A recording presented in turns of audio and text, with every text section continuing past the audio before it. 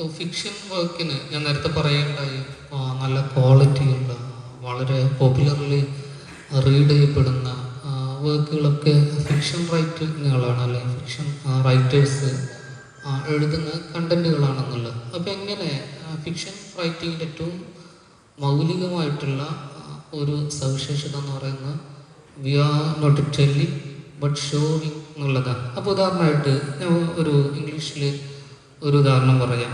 ഇപ്പോൾ Mikhail was terribly afraid of the dark. നമ്മളൊരു മിക്കായലിന് ഇരുട്ടിനോട് അനന്യസാധാരണമായ ഭീതിയായിരുന്നു എന്ന് പറയുന്നത് നമ്മൾ ഒരു കാര്യം പറയുകയാണ് അല്ലേ. മിക്കായലിന് ഭീതിയായിരുന്നു എന്നുള്ളത് നമ്മൾ നിങ്ങളോട്, അല്ലെങ്കിൽ ഞാൻ നിങ്ങളോട്, അല്ലെങ്കിൽ ഒരു റൈറ്റർ അയാളുടെ എഴുത്തിൽ പറയുകയാണ്. അതേസമയത്ത് ആ ഒരു സംഗതി ഡയറക്റ്റ്ലി പറയാതെ അയാൾക്ക് ഇരുട്ടിനോട് അസാധാരണ ഭീതിയായിരുന്നു നമുക്ക് എങ്ങനെ കാണിക്കാന്നുള്ള അതേ ഭാഷയിൽ വരുന്ന കുറച്ചുകൂടി ലെങ്തി ആയിട്ടുള്ള ഒരു സെൻറ്റൻസ് വായിക്കാം.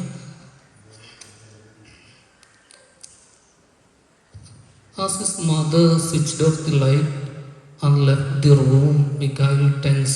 He huddled under the covers, gripped the sheets, and held his breath as the wind brushed past the curtain. As his mother switched off the light and left the room, Mikhail tense. റൂമിലെ switch ഓഫാക്കി അമ്മ പുറത്തേക്ക് പോയപ്പോൾ Mikhail വികാര അധീനനായി. He huddles under the covers. അവന് കവറിലേക്ക് അല്ലെങ്കിൽ പുതപ്പിലേക്ക് ചുരുങ്ങി. ഗ്രിപ്പ് ദ ഷീറ്റ്സുകളൊക്കെ കൂട്ടിപ്പിടിച്ചാൽ held his breath as the wind brush pass the curtain. അപ്പോൾ എന്താ പറയുക, ശ്വാസം വിടാൻ വളരെ പ്രയാസപ്പെട്ടു എന്നൊക്കെ പറയുന്ന. അപ്പോൾ ഒരു മിഖായിൽ ഒരു റൂമിൽ കിടക്കുന്ന അയാൾ പുതപ്പ് ഇങ്ങനെ പിടിച്ച് കിടക്കുന്ന, how he's feeling that experience are being shown in to our heart അല്ലേ. നമ്മൾ ശരിക്ക് അയാൾ ഇരുട്ടിനോട് പേടിയാണ്, അല്ലെങ്കിൽ ആ ഒരു അമ്മ റൂമിൽ നിന്ന് ഇറങ്ങിപ്പോകുമ്പോൾ എങ്ങനെയാണ് ആ ഒരു മൊമെൻറ്റിനെ അയാൾ എക്സ്പീരിയൻസ് ചെയ്യുന്നു എന്നുള്ളത് we are seeing it as an image അല്ലേ. അപ്പോൾ അതാണ് പ്രധാനമായിട്ട് ഫിക്ഷനിൽ നമ്മൾ ഇനി കഥ വായിക്കുമ്പോൾ, നോവൽ വായിക്കുമ്പോഴൊക്കെ അതിലെ റൈറ്റേഴ്സ് സ്വീകരിക്കുന്ന ഏറ്റവും പ്രധാനപ്പെട്ട ഉപാധി they are making images not telling the things എന്നുള്ളതാണ്. അപ്പോൾ ആ തരത്തിലുള്ള ഒരു ഭാഷ, ആ തരത്തിൽ ഭാഷയെ നിർമ്മിക്കാൻ പറ്റുന്ന, ആ തരത്തിൽ ഒരുപാട് ഇമേജുകൾ റീഡേഴ്സിന് കൊടുക്കാനൊക്കെ പറ്റുന്ന അത്തരത്തിലുള്ള ഒരു സ്റ്റൈൽ ഓഫ് റൈറ്റിംഗ്, അതാണ് ഫിക്ഷൻ റൈറ്റിങ്സിൻ്റെ ഏറ്റവും പ്രധാനപ്പെട്ട ഒരു സവിശേഷത എന്ന് പറയുന്നത്. അപ്പോൾ അതുകൊണ്ടാണ് കഥകൾ ആളുകൾക്ക് എല്ലാവർക്കും ഇഷ്ടമാണ്. നമ്മൾ കഥകൾ കാണുമ്പോൾ, കഥകൾ വായിക്കുമ്പോൾ നമ്മൾ ഇതുവരെ അനുഭവിക്കാത്ത ഒരുപാട് ലോകങ്ങൾ, ഒരുപാട് നഗരങ്ങൾ, അവിടുത്തെ മനുഷ്യർ അല്ലേ. ഇപ്പോൾ ഫിക്ഷൻ എന്ന് പറഞ്ഞാൽ നോട്ട് ഓൺലി ഇമാജിനേറ്റീവ് തിങ്സ്. ഒരു റൈറ്റർ അയാൾ ഇമാജിൻ ചെയ്ത, അയാൾ ലോകത്ത് എവിടെയും സംഭവിക്കാത്ത ഒരുപാട് കോണ്ടെക്സ്റ്റുകളെ, ഒരുപാട് കഥാപാത്രങ്ങളെ നിർമ്മിച്ച് അയാളുടേതായിട്ടുള്ള ഒരു ലോകം പരുവപ്പെടുത്തുന്ന ഒരു സംഗതി മാത്രമല്ല. ഇപ്പോൾ കഴിഞ്ഞ ഒരു നൂറ്റാണ്ടിനിടയിൽ ഇംഗ്ലീഷിലൊക്കെ മലയാളത്തിലും ഫിക്ഷൻ്റെ മാനങ്ങൾക്ക് ഒരുപാട് മാറ്റങ്ങൾ വന്നിട്ടുണ്ട്. Whatever we are experiencing we can make it as a work of, as an art of fiction എന്നുള്ളത്. നമുക്ക് എന്ത് എക്സ്പീരിയൻസ് ചെയ്യണം, നമ്മളുടെ അനുഭവങ്ങൾ, നമ്മളുടെ ഭൂതകാലം, നമ്മളുടെ ഗ്രാമം, നമ്മളുടെ ഓർമ്മകൾ, അതിനെല്ലാം ഒരു ഫിക്ഷൻ വർക്കിലേക്ക്, ഒരു കഥയുടെ രൂപത്തിലേക്ക് കൊണ്ടുവരാനും അങ്ങനെ കൂടുതൽ റീഡബിലിറ്റിയുള്ള, ആളുകൾ ആസ്വദിപ്പിക്കുന്ന തരത്തിലേക്ക് മാറ്റാനൊക്കെ പറ്റും. ഇംഗ്ലീഷിൽ പ്രധാനപ്പെട്ട കഴിഞ്ഞ 10-20 വർഷമായിട്ട് ഉപയോഗിക്കുന്ന ഒരു ടേമാണ് നോൺ ഫിക്ഷൻ എന്ന് പറയുന്നത്. നോൺ ഫിക്ഷനായിട്ടുള്ള, അപ്പോൾ ആളുകളുടെ ചരിത്രം, ഒരു നഗരത്തിൻ്റെ ചരിത്രം, ഒരു ഗ്രാമത്തിൻ്റെ ചരിത്രം, അവിടുത്തെ അനുഭവങ്ങൾ ഒക്കെ ഇറ്റ് ടേൺസ്, അല്ലെങ്കിൽ അതിനെ എന്ത് ചെയ്യുന്നു, അതൊരു ഫിക്ഷൻ വർക്കിലേക്ക് അവർ റീഡിഫൈൻ ചെയ്യുന്നു, റീസ്ട്രക്ചർ ചെയ്യുന്ന തരത്തിലുള്ള ഒരുപാട് വർക്കുകളൊക്കെ ഇംഗ്ലീഷിൽ വരുന്നുണ്ട്. ഇപ്പോൾ ഉദാഹരണമായിട്ട് ആഫ്രിക്കൻ എഴുത്തുകാർ കഴിഞ്ഞ 10-50 വർഷത്തോളമായിട്ട് ആഫ്രിക്കൻ എഴുത്തുകാരുടെ ഒരുപാട് അനുഭവങ്ങൾ, ഒരുപാട് എഴുത്തുകൾ, ഒരുപാട് ഫിക്ഷൻ വർക്കുകൾ ഒക്കെ ഇംഗ്ലീഷിൽ വന്നിട്ടുണ്ട്. ചിനു അച്ചബയെ കേട്ടിട്ടുണ്ട് നിങ്ങൾ? അയാളൊരു നൈജീരിയൻ റൈറ്ററാണ്. വളരെ സിമ്പിളായിട്ട് ഇംഗ്ലീഷിൽ എഴുതുന്ന ഒരാളാണ്. 1940കളിലൊക്കെയാണ് അദ്ദേഹത്തിൻ്റെ തിങ്സ് ഫോൾ അപ്പാർട്ട്, സർവവും ശിഥിലമാവുന്നു എന്ന് പറയുന്ന വർക്ക് പുറത്തു വരുന്നത്. അതിനുശേഷമാണ് ആഫ്രിക്കയിൽ നിന്നുള്ള ഒരുപാട് എഴുത്തുകാരുടെ വർക്കുകളൊക്കെ ഇംഗ്ലീഷ് ഭാഷയിലേക്ക് വരുന്നു. അത് പോസ്റ്റ് കൊളോണിയൽ എന്ന് പറയുന്ന ആ ടേമിലേക്ക് അതുമായിട്ട് ബന്ധപ്പെട്ട റീഡിങ് നടക്കുന്നു. എന്താണ് പോസ്റ്റ് കൊളോണിയൽ എന്ന് പറഞ്ഞാൽ? ഞാൻ മലയാളമായിട്ട് ബന്ധപ്പെട്ട് തന്നെയാണ് പറയുന്നത്. ഇത്തരം ചില കാര്യങ്ങൾ നമ്മൾ പ്രാഥമികമായിട്ട് അറിയണമെന്ന് തോന്നുന്നു. പോസ്റ്റ് കൊളോണിയൽ ലിറ്ററേച്ചർ എന്ന് പറഞ്ഞാൽ എന്താ അല്ലേ? ഇപ്പോൾ നമ്മളെ ഇന്ത്യ ഒരു കോളനി ആയിരുന്നു ബ്രിട്ടീഷുകാരുടെ, അല്ലേ? അതുപോലെ തന്നെ ലോകത്തെ ഒരുപാട് രാജ്യങ്ങൾ കഴിഞ്ഞ 16, 15, 19 നൂറ്റാണ്ടുകളിലൊക്കെ ബ്രിട്ടീഷുകാരുടെ, ജർമ്മൻകാരുടെ, പോർച്ചുഗീസുകാരുടെ, ഡച്ചുകാരുടെ ഒക്കെ കോളനികളായിരുന്നു. അപ്പോൾ അവർ അവിടെ വന്ന് അധിവാസം ഉറപ്പിക്കുന്നു, അവിടുത്തെ ജനതയുടെ മേൽ അധീശത്വം സ്ഥാപിക്കുന്നു, അവരുടെ സ്വത്തുക്കൾ കവരുന്നു, അവരുടെ സാംസ്കാരികമായിട്ടുള്ള ചിഹ്നങ്ങൾ അവരുടെ മുതുകിൽ അടിച്ചേൽപ്പിക്കുന്നു. അപ്പോൾ അതിൻ്റേതായിട്ടുള്ള ഒരുപാട് തീവ്രമായിട്ടുള്ള അനുഭവങ്ങൾ ഇപ്പോൾ കഴിഞ്ഞ 100 വർഷം കഴിഞ്ഞിട്ടും അല്ലെങ്കിൽ സ്വാതന്ത്ര്യം നേടി 80 വർഷത്തോളമായിട്ടും നമുക്കിപ്പോഴും അതിൻ്റെയൊക്കെ പലതരം അനുഭവങ്ങൾ ഇപ്പോഴും വലിയ പീഡകളായിട്ട് നമ്മളുടെ നാടുകളിൽ ഒക്കെ നിലനിൽക്കുന്നുണ്ട്, നമ്മളുടെ സംസ്കാരത്തിൽ നിലനിൽക്കുന്നുണ്ട്. അപ്പം എങ്ങനെയാണ് കൊളോണിയലിസം നമ്മളുടെ നാടിനെ തകർത്തത്, നമ്മളുടെ സ്വദേശീയമായിട്ടുള്ള സംസ്കാരത്തെ ശിഥിലമാക്കിയത് ഒക്കെ അതുമായിട്ടൊക്കെ ബന്ധപ്പെട്ട് വരുന്ന what ever writings which deal with the impact of colonial powers in A separate land. ഒരു സവിശേഷ ലാൻഡിൽ കൊളോണിയൽ പവേഴ്സ് ഏത് തരത്തിലുള്ള ഇമ്പാക്റ്റുകളാണ് ഉണ്ടാക്കിയിട്ടുള്ളത്, അതുമായിട്ട് വ്യവഹരിക്കുന്ന, അതുമായിട്ട് ഡീൽ ചെയ്യുന്ന എല്ലാത്തരം റൈറ്റിങ്സുകളെയും പോസ്റ്റ് കൊളോണിയൽ ലിറ്ററേച്ചർ എന്നാണ് പറയുക. ഇപ്പോൾ ഗുർണയുടെ എഴുത്തുകൾ, അദ്ദേഹത്തിൻ്റെ നോവലുകളെക്കുറിച്ച് നോബൽ സമ്മാന സമിതി പ്രധാനമായിട്ടും വിവരിക്കുന്നത് those works R post colonial fictions എന്നുള്ളതാണ്. കാരണം അദ്ദേഹം 1930-കളിൽ 1920-കളിലൊക്കെ ആഫ്രിക്കയിലെ സാൻസിബാർ എന്ന് പറയുന്ന ദേശം നമ്മളുടെ മലബാറുമായിട്ടൊക്കെ ഒരുപാട് സാമ്യതകളുടെ ഒരു ദേശമാണ്. അവിടെ ഇസ്ലാമിക സംസ്കൃതി സമ്പന്നമായിട്ട് നിലനിന്നിരുന്നൊരു നാടാണ്. ഒരുപാട് പണ്ഡിതന്മാർ ജീവിച്ചിരുന്നൊരു നാടാണ്. ആനി കെ ബാങ്ക് എന്ന് പറയുന്ന ഒരു അക്കാഡമിക് എഴുത്തുകാരുണ്ട്, നോവൽക്കാരി. അവരുടെ ഒരു വർക്ക് ഉണ്ട്, Sufis and scholars of the see എന്ന് പറയുന്ന കടലിലൂടെ സഞ്ചരിച്ച സൂഫികളും പണ്ഡിതന്മാരും. അപ്പോൾ അതിലവർ പ്രധാനമായിട്ടും അവർ പഠിക്കുന്നത് ഈ സാൻസിബാർ എന്ന് പറയുന്ന ഒരു ദേശത്തെ അവിടുത്തെ പണ്ഡിതന്മാർ, അവരുടെ ഇടപെടലുകൾ ഒക്കെ ആയിട്ട് ബന്ധപ്പെട്ട കാര്യങ്ങൾ.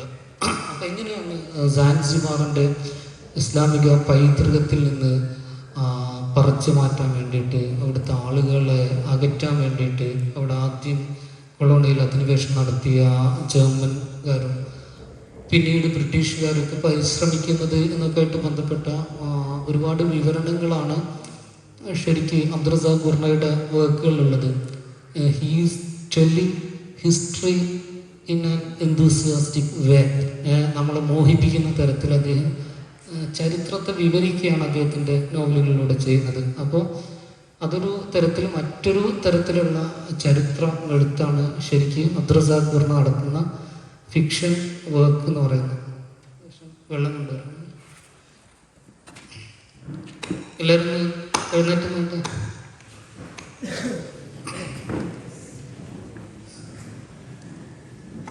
ഓക്കെ,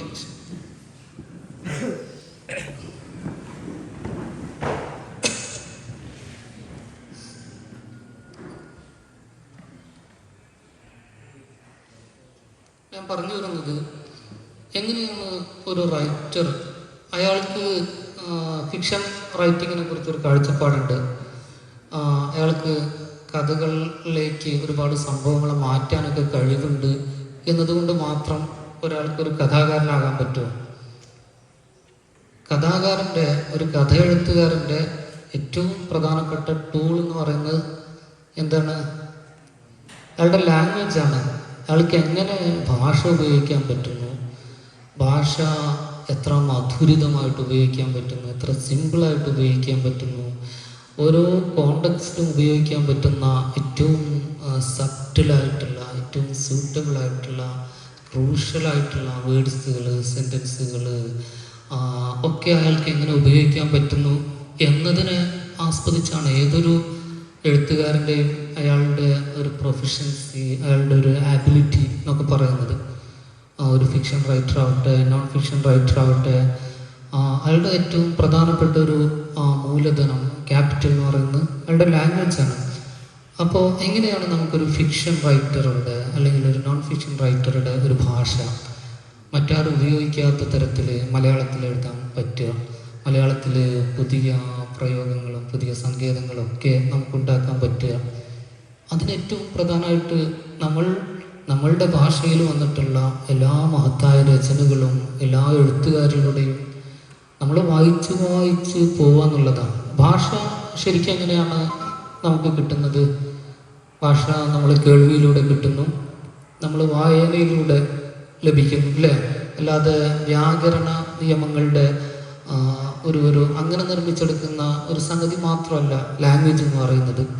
അത് കൈമാറുന്നത് പുസ്തകങ്ങളിലൂടെ, രചനകളിലൂടെ. ഓരോ എഴുത്തുകാരും അതിനെ പുതുക്കി പുനർനിർമ്മിച്ച് റിഫോം ചെയ്ത് അങ്ങനെ കൊണ്ടുവരുന്ന ഒരു സംഗതിയാണ് ആ ലാംഗ്വേജ് എന്ന് പറയുന്നത്. ഇപ്പോൾ ഉദാഹരണമായിട്ട് നിങ്ങൾ ഇംഗ്ലീഷിൽ ഷേക്സ്പിയറുടെ വർക്കുകൾ വായിച്ചിട്ടുണ്ടോ?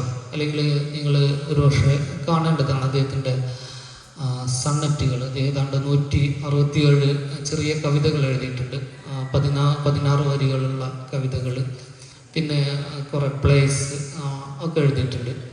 പക്ഷേ ഇന്ന് നമ്മൾ വായിക്കുമ്പോൾ 15-16 നൂറ്റാണ്ടുകളിലാണ് ഷേക്സ്പിയർ ആ വർക്കുകളൊക്കെ ചെയ്യുന്നത്. ഏതാണ്ട് 400 വർഷം മുമ്പ് നമ്മൾ വായിക്കുമ്പോൾ നമ്മൾക്കതിലെ പല പദങ്ങളും ഇപ്പോൾ ഉപയോഗിക്കുന്ന പദങ്ങളല്ല, അദ്ദേഹം ഉപയോഗിക്കുന്ന സെൻറ്റൻസിൻ്റെ സ്ട്രക്ചർ ഇപ്പോൾ ഉപയോഗിക്കുന്ന സെൻറ്റൻസിൻ്റെ സ്ട്രക്ചറല്ല, അതൊരുപാട് മാറിയിട്ടുണ്ട്.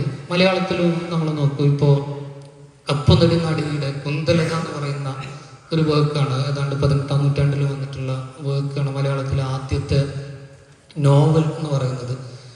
ഇപ്പോൾ അതിൻ്റെ ഒരു ഭാഷ നമ്മൾ വായിക്കുകയാണെങ്കിൽ, അല്ലെങ്കിൽ അതിനുശേഷം ആ കാലത്തൊക്കെ 1800-കളിലേക്കൊക്കെ വന്നിട്ടുള്ള മലയാള വർക്കുകൾ, മലയാള ഭാഷയുടെ സ്ട്രക്ചർ, മലയാള സെൻറ്റൻസുകൾ ഉപയോഗിച്ച രീതി, വാക്കുകൾ പ്ലേസ് ചെയ്ത രീതി ഒക്കെ നോക്കുകയാണെങ്കിൽ നമ്മൾ ഇന്നുപയോഗിക്കുന്ന ഭാഷയിൽ നിന്ന് ഒരുപാട് വ്യത്യാസങ്ങളുണ്ട്. ഇത്ര മധുരമുള്ള തലത്തിലല്ല ഭാഷ ഉപയോഗിക്കുന്നത്, പദങ്ങൾ അവർ കൂട്ടി വയ്ക്കുന്നത്. അപ്പോൾ ഓരോ കാലത്തും വന്നിട്ടുള്ള ഒരുപാട് എഴുത്തുകാർ അവരുടെ കോൺട്രിബ്യൂഷൻ ചെയ്തിട്ടുണ്ട്. ബഷീർ അദ്ദേഹത്തിൻ്റെതായിട്ടുള്ള ഒരുപാട് കോൺട്രിബ്യൂഷൻ ചെയ്തു ഭാഷയെ സിംപ്ലിഫൈ ചെയ്യാൻ വേണ്ടിയിട്ട്. അതുപോലെ തന്നെ കാരൂര്, എസ്.കെ. പൊറ്റക്കാട് തുടങ്ങിയ ഒരുപാട് റൈറ്റേഴ്സ്, ഒ.വി. വിജയൻ, ആനന്ദ്, എം.ടി. വാസുദേവൻ നായർ, അവരൊക്കെ മലയാളത്തിൻ്റെ അതിനെ പുതുക്കുന്നതിൽ, അതിനെ നവീനവൽക്കരിക്കുന്നതിൽ, അതിനെ ഓരോ കോണ്ടെക്സ്റ്റിലും ഓരോ കാലത്തിനും അനുയോജ്യമായ തരത്തിൽ ആളുകളെ വായിപ്പിക്കുന്ന തരത്തിൽ ഒക്കെ മാറ്റാൻ വേണ്ടിയിട്ട് വലിയ കോൺട്രിബ്യൂഷൻ ചെയ്തിട്ടുള്ള ആളുകളാണ്. അപ്പോൾ നമ്മൾ അത്തരം ഒരു വർക്കിലൂടെ വായിക്കുമ്പോൾ, ഇപ്പോൾ ഒ.വി. വിജയൻ്റെ മലയാളത്തിലെ ഏറ്റവും പ്രധാനപ്പെട്ട ഒരു ഫിക്ഷൻ വർക്ക് എന്ന് പറയുന്നത് ആണ് ഒ.വി. വിജയൻ്റെ ഖസാക്കിൻ്റെ ഇതിഹാസം എന്ന് പറയുന്ന ഒരു നോവൽ, അല്ലേ? വായിച്ചവരുണ്ടോ? ആരൊക്കെ, എത്ര പേര് വായിച്ചിട്ടുണ്ട്? ഓക്കെ, ഏതാണ്ട് 8-10 ആളുകൾ വായിച്ചിട്ടുണ്ട്, സന്തോഷം. അപ്പോൾ ഖസാക്കിൻ്റെ ഇതിഹാസം എന്ന വർക്ക് 1968 അത് മാതൃഭൂമി വാരികയിൽ സീരീസ് ആയിട്ട് പബ്ലിഷ് ചെയ്യുന്നത്. അദ്ദേഹം 1950 ഖസാക്ക് അല്ലെങ്കിൽ പാലക്കാട് ജില്ലയിലെ തസ്രാക്ക് എന്ന് പറയുന്ന ഒരു പ്രദേശത്തെ ആസ്പദമാക്കിയിട്ടാണ് വിജയന് ഫിക്ഷൻ വർക്ക് എഴുതുന്നത്. അപ്പോൾ 1955 അദ്ദേഹത്തിൻ്റെ സിസ്റ്റർ അവിടെ വർക്ക് ചെയ്യാണ്, ഒരു സ്കൂളിൽ അധ്യാപികയായിട്ട്. അവരെ കാണാൻ വേണ്ടിയിട്ട് വിജയൻ പോകുന്നു. അപ്പോൾ കണ്ടിട്ടുള്ള ഗ്രാമം, അവിടുത്തെ മനുഷ്യർ, അവരുടെ സ്വഭാവങ്ങൾ, അവരുടെ പെരുമാറ്റം, അവരുടെ സംസാരമൊക്കെ അദ്ദേഹത്തെ ഹഠാത് ആകർഷിക്കുന്നു. അതങ്ങനെ മനസ്സിൽ അദ്ദേഹം സൂക്ഷിക്കുന്നു. പിന്നീട് പല തവണകളിലായിട്ട് 960 ആകുമ്പോഴേക്കാണ് ആ ഒരു എഴുത്തിൻ്റെ, ആ ഒരു ഫിക്ഷൻ വർക്കിൻ്റെ അതിൻ്റെ ഒരു ഫസ്റ്റ് ഡ്രാഫ്റ്റ്, ആദ്യത്തെ ഒരു രൂപം അദ്ദേഹം എഴുതിയുണ്ടാക്കുന്നത്. പക്ഷെ 1960 കഴിയുമ്പോഴേക്ക് വിജയൻ ഡൽഹിയിലേക്ക് പോകുന്നു. അവിടെ പ്രധാനപ്പെട്ട പല പത്രങ്ങളിലേക്ക് കാർട്ടൂണിസ്റ്റ് ആയിരുന്നു. അപ്പോൾ ആ ഒരു കാലത്ത് അദ്ദേഹം ഡൽഹിയിൽ മലയാളത്തിലെ പ്രധാനപ്പെട്ട എല്ലാ റൈറ്റേഴ്സും ഉള്ളൊരു സമയമാണ്. അവരുമായിട്ടൊക്കെ കൂടി ആലോചിക്കുന്നു. അദ്ദേഹം ആദ്യം തയ്യാറാക്കിയ ഈ ഡ്രാഫ്റ്റിനെ മാറ്റി എഴുതുന്നു, പുതുക്കി പണിയുന്നു. അതിൻ്റെ ഭാഷയിൽ മറ്റാരും ഉപയോഗിച്ചിട്ടില്ലാത്ത തരത്തിൽ ഭാഷ ഉപയോഗിക്കാൻ വേണ്ടി അദ്ദേഹം ശ്രമിക്കുന്നു. അതിലൊരു കവിതയുടെ മധുരമുള്ള ഒരു ഭാഷയാക്കി അതിനെ പരിവർത്തിപ്പിക്കുന്നു. അങ്ങനെ ഏതാണ്ട് 10 വർഷത്തോളം ക്രിയേഷൻ നടത്തി, റിക്രിയേഷൻ നടത്തി, റിഫോർമേഷൻ നടത്തി, അങ്ങനെ തയ്യാറാക്കിയ ഒരു നോവലാണ് 968 അദ്ദേഹം പബ്ലിഷ് ചെയ്യുന്നത്. അപ്പോൾ നമ്മൾ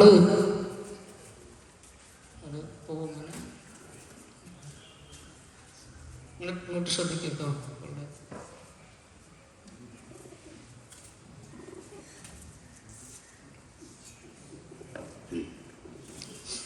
പറയുന്നത് ക്ലിയർ അല്ലേ?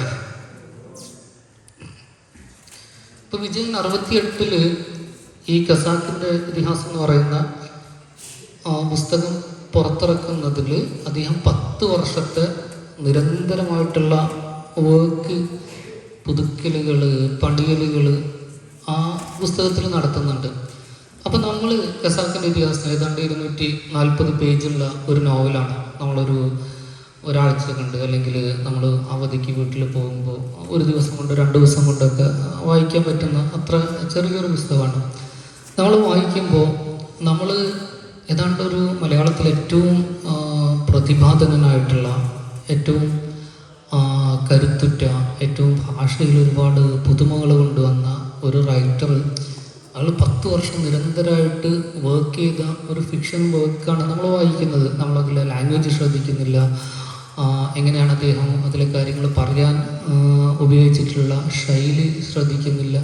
നമ്മൾ പൂർണ്ണമായിട്ട് അതിലൊരു കഥയിൽ മാത്രം മുഴുകി ഇൻക്ലിൻഡായിട്ട് വായിക്കുകയാണെങ്കിൽ പോലും അതിലുപയോഗിച്ചിട്ടുള്ള കുറേ പദങ്ങൾ, അതിലധികം പദങ്ങൾ കോയിൻ ചെയ്യാൻ ഉപയോഗിച്ചിട്ടുള്ള ഒരു റിതം, അതിൻ്റെ ഒരു ശൈലി, അതിൻ്റെയൊക്കെ ചെറിയ ചില എലമെൻറ്റുകൾ നമുക്ക് കിട്ടും. Even unknowingly those structure of telling stories would influence us when we are reading such a great work. അങ്ങനെയാണ് നമ്മൾ നോവൽ വായിക്കുമ്പോൾ. നമ്മൾ ഒരുപാട് വായനക്കാരിലൂടെ പോകുമ്പോൾ, ഒരുപാട് എഴുത്തുകാരിലൂടെ പോകുമ്പോൾ അവർ പറയുന്ന ഒരു സ്റ്റോറി ടെല്ലിങ്ങിൻ്റെ രീതി, അവർ പദങ്ങൾ ഉപയോഗിച്ച രീതി, ആ പദാവലികളുടെ ഒരു സുഭഗത, അതിൻ്റെ സൗന്ദര്യം ഒക്കെ നമ്മളെ ലേശമായിട്ട് ആകർഷിക്കുകയും, അങ്ങനെ ഒരുപാട് അത്തരത്തിലുള്ള നല്ല റൈറ്റേഴ്സിനെ വായിക്കുമ്പോൾ നമുക്ക് പുതിയ ഭാഷ കിട്ടുന്നു, പുതിയ പ്രയോഗങ്ങൾ കിട്ടുന്നു, ഓരോ പദവും ഉപയോഗിക്കേണ്ട ഏറ്റവും സ്യൂട്ടബിളായിട്ടുള്ള കോണ്ടെക്സ്റ്റുകൾ കിട്ടുന്നു. ഒക്കെ നമ്മൾ അറിയാതെ നമ്മളെ സ്വാധീനിക്കുന്നു. അതുകൊണ്ട് തന്നെ നമ്മൾ ഫിക്ഷൻ വായന നമ്മളുടെ മലയാള വായനയിൽ, ബീങ് റൈറ്റർ എന്നുള്ള നിലയിൽ നമ്മളെ സെൽഫ് ഡെവലപ്മെൻറ്റിൽ ഏറ്റവും പ്രധാനമായിട്ട് നല്ല റൈറ്റേഴ്സിൻ്റെ, മലയാള എഴുത്തുകാരുടെ ഫിക്ഷൻ വായിക്കുക എന്നുള്ളത് ഏറ്റവും പ്രധാനപ്പെട്ട ഒരു സംഗതിയാണ്. അപ്പോൾ നമ്മൾ മോനെ ശ്രദ്ധിക്കുന്നില്ലേ? അപ്പോൾ നമ്മൾ കഥകൾ വായിക്കുമ്പോൾ വിജയൻ്റെ ഖസാക്കിൻ്റെ ഇതിഹാസത്തെ കുറിച്ചാണ് പറഞ്ഞതല്ലേ? അപ്പോൾ ഒരു കഥ വായിക്കുമ്പോൾ നമ്മൾ പൂർണ്ണമായിട്ട് അതിൽ പറയുന്ന എല്ലാ കാര്യവും ഉൾക്കൊള്ളണം എന്നുള്ളതാണോ? നമ്മളെ ഏറ്റവും പ്രധാനമായിട്ട് നമ്മൾ ശ്രദ്ധിക്കേണ്ടത്, നമ്മൾ ഏതൊരു പുസ്തകം വായിക്കുകയാണെങ്കിലും എപ്പോഴും ഒരു ക്രിറ്റിക്കൽ റീഡിങ് എന്ന് കേട്ടിട്ടുണ്ടോ? നമ്മളതിനെ വളരെ ക്രിറ്റിക്കലായിട്ട് വളരെ സൂക്ഷ്മമായിട്ട് നിരീക്ഷിച്ച് അതിൽ ഉൾക്കൊള്ളാവുന്നത് മാത്രം ഉൾക്കൊണ്ടുകൊണ്ട് പോകുന്ന രീതിയാണ് നമുക്ക് വേണ്ടത്. ഫിക്ഷൻ വായിക്കുന്നത്, ഇപ്പോൾ വിജയൻ്റെ ഫിക്ഷൻ വായിക്കുക എന്ന് പറയുന്നത് വിജയൻ പറഞ്ഞ കാര്യങ്ങൾ മുഴുവൻ ഉൾക്കൊള്ളുക എന്നുള്ളതല്ല. അല്ലെങ്കിൽ എം ടി വാസുദേവൻ നായരുടെ ഫിക്ഷൻ വായിക്കുക എന്ന് പറയുന്നത് അദ്ദേഹം പറഞ്ഞിട്ടുള്ള കാര്യങ്ങൾ മുഴുവൻ ഉൾക്കൊള്ളുക എന്നുള്ളതല്ല. അദ്ദേഹം എങ്ങനെയാണ് ഭാഷയെ ഉപയോഗിച്ചെന്ന് നമുക്ക് കിട്ടുന്നു. ഒരു കഥ എഴുതാൻ വേണ്ടിയിട്ട് അദ്ദേഹം എങ്ങനെയാണ് വാക്കുകൾ പ്ലേസ് ചെയ്ത് നമുക്ക് കിട്ടുന്നു.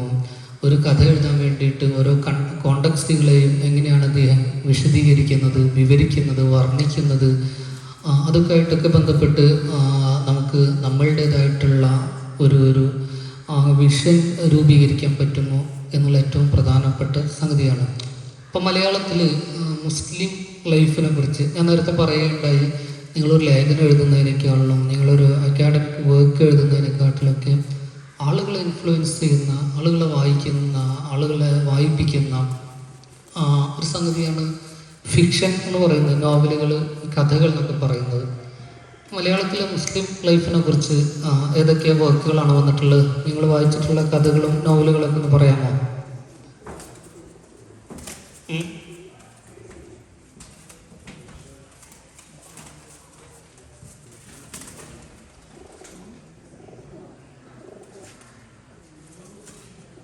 നിങ്ങൾ വായിച്ചില്ലേ? ബഷീറിനെ വായിച്ചില്ലേ? ഒന്ന് വരും എന്നുള്ള ബഷീറിൻ്റെ ഒരു അനുഭവം. ഒരു 2 മിനിറ്റ്. എന്താണ് ബഷീറിൽ നിങ്ങൾ ആഗ്രഹിക്കുന്നത്?